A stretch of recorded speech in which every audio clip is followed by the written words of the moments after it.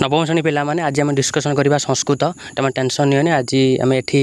Question discussion करवा आम WhatsApp group रे जॉइन हो जाओ एबाउट लिंक अच्छी सेठी कौन क्वेश्चन सहित आंसर भी डिस्कसन कराऊँगी एठी क्वेश्चन दिया व्हाट्सएप ग्रुप रे आंसर पाइब है कि तुम टेंशन नियोना चलो क्वेश्चन को आरंभ करा संस्कृत कौन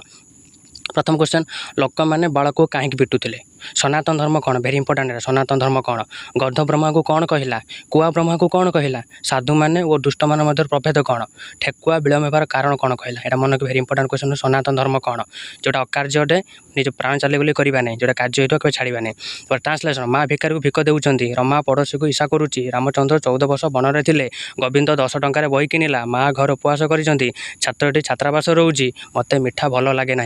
आपको नहीं कर ट्रांसलेसन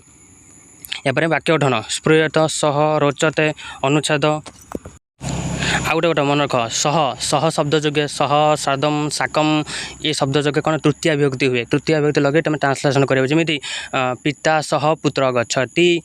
रचते रचते नन चतुर्ष नगे ट्रांसलेसन कर जमी मम पुष्पकम न रुच्यते अनुच्छेद 5 पढ़ी जीव थैंक यू।